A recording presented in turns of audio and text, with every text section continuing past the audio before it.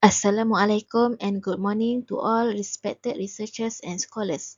My name is Khairun Nabilah binti Khairuddin, a student from University Science Islam Malaysia USIM. It is an honor to present my research on eschatological beliefs in Islam, Quranic verses and prophetic traditions.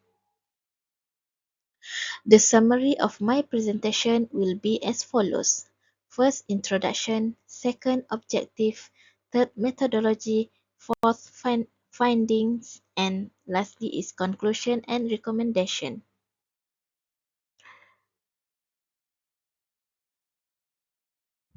Introduction. Islamic eschatology refers to the branch of Islamic theology that studies the end of the world, the day of judgment, and the afterlife. Islamic eschatology is deeply rooted in the fundamental texts and teachings of Islam. It draws extensively from the Quran and the Hadith of Prophet Muhammad. Together, these sources provide a comprehensive framework for understanding the events that will unfold at the end of times, the process of resurrection and judgment, and the nature of the afterlife. Eschatology is a branch of theology and philosophy concerned with the final events in the world's history or humanity's ultimate destiny. Eschatology comes from the Greek word eschatos, which means last. Eschatology is thus the doctrine of discourse about the last things. It is futuristic, which can be interpreted as a doctrine directed to the future. Not only that, it is also relevant to the present and has origins in the past. The objective of this research is to provide a comprehensive analysis of eschatological themes in Islamic teaching, focusing on the Quranic verses and prophetic traditions. This research uses qualitative approach, utilizing both primary Islamic sources and secondary academic literature. The analysis is conducted through interpreting Quranic eschatological verses and key prophetic narrations within their historical, theological, and socio-cultural context. Secondary sources include works by renowned Islamic scholars, contemporary researchers, and theologians. Findings. The research reveals that the discussion of eschatology in the Quran and Hadith consists of 5 core themes. Each theme shares many core similarities, focusing on the themes of the fundamental beliefs about the signs of the hour, the resurrection of the dead, and the judgment day and the afterlife. However, they differ in the level of detail, narrative style, and description of the intermediate state, which is barzakh. The first discussion is the concept of eschatology in the Quran. The concept of eschatology discussed in the Quran are as follows. Themes of eschatology in the Quran. The Quran states the signs of the hour, resurrection day, judgment day, and the afterlife. Signs of the hour. Among the signs of the hour that was mentioned in the Quran are the second return of Prophet Isa, the smoke, ad-dukhan, Ya'juj and Ma'juj, and the beast. For example, the sign of Al-Dabbah was mentioned once in the Quran, in the Surah An-Naml. Next, themes is the hour. The conditions of the hour was also mentioned many times in the Quran. Among the concepts related to the hour are the blowing of first trumpet and the destruction of the world. In Surah Al-Hajj, Allah stated and associated the word as-sa'ah with convulsion. Allah stated, O mankind, fear your Lord. Indeed, the convulsion of the final hour is a terrible thing. The next theme is Resurrection Day. Resurrection, which is life after death, is one of the basic beliefs in the religion of Islam. The Quran has not only asserted that it will happen, but has demonstrated many components of it. The resurrection after death also been mentioned in the Quran as Yawm al-Ba'th, Muslims believe that on the resurrection day, all human beings will be raised from their grave and will stand before Allah for judgment. The next theme is Judgment Day. Judgment Day is also mentioned several times in the Quran. Among the concepts related to Judgment Day are Book of Deeds, the Scale Al-Mizan, the Intercession Al-Shafa'ah, and the crossing of the bridge Sirat. For example, regarding the concept of Al-Mizan, Allah stated, وَنَضَعُ الْمَوَازِينَ الْقِسْطَ لِيَوْمِ الْقِيَامَةِ. Allah stated that we place the scales of justice for the day of resurrection. The next theme of eschatological themes in the Quran are the afterlife.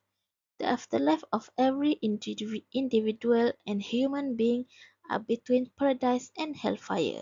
The Quran describes paradise as a reward filled with lush gardens, beautiful trees, abundant food, and majestic buildings for the believers. This is one of the examples of the Quranic verses related to paradise. In fact, there are many other verses that describe paradise in the Quranic verses. Hell is Meanwhile, hell is most frequently termed the fire in the Quran. Other designations are place or state of pain and torment, and this is an example of Quranic verses about hellfire. The summary of eschatological themes in the Quran are as follows. First, signs of the hour. Second, the condition of the hour. Third, resurrection of the dead. Fourth, the belief in the day of judgment. And lastly, the belief in the paradise and hellfire. Eschatology in the Hadith. Eschatology in Hadith consists of 5 core themes. First, the signs of the hour. Hadith literature extensively discusses the signs of the hour. These signs are divided by Islamic scholars into minor and major signs.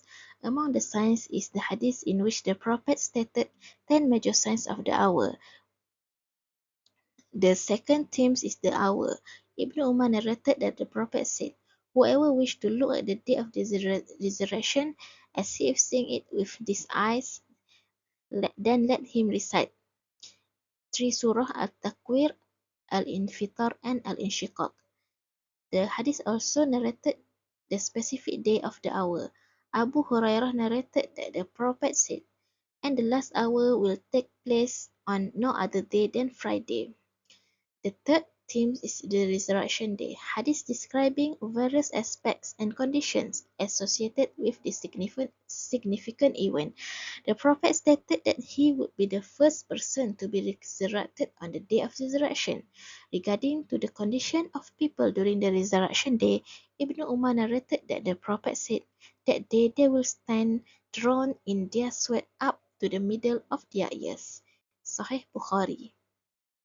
The fourth theme of eschatology in the Hadith is the Judgment Day. Among the concepts related to the Judgment Day that were mentioned in the Hadith are the intercession, the Sirat, and the Mizan. I will state one example of the Hadith related to Mizan is the Hadith narrated by Abu Hurairah that the Prophet said, "There are 2 expressions which are very easy for the tongue to say, but they are very heavy in the balance and are very dear to Allah. And they are Subhanallahil Azim, Subhanallah wa bihamdihi." The last theme is the afterlife. Afterlife in Hadith also stated the paradise and hellfire. There are many hadiths that narrated about the paradise. For example, Abu Bakr bin Abdullah bin Qais narrated that the Prophet said, "In paradise there will be for a believer a tent of a single hollow pearl of the breadth of which would be 60 miles. It would be meant for a believer, and the believers will go around it, and none will be able to see the others."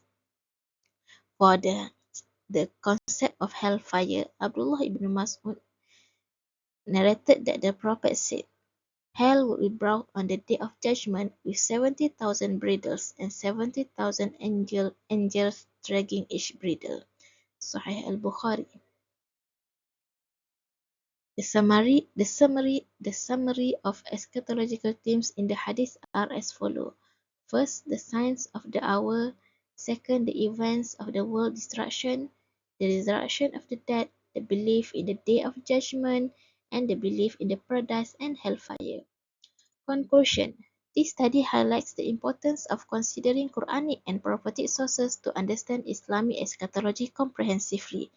Future research could further explore the intertextual relationships between these sources and their influence on various Islamic traditions and practices. Additionally, examining the contemporary relevance of these eschatological themes could provide insights into how they can continue to shape Muslim thought and identity in the modern world. Thank you. That's all from me. Assalamualaikum warahmatullahi wabarakatuh.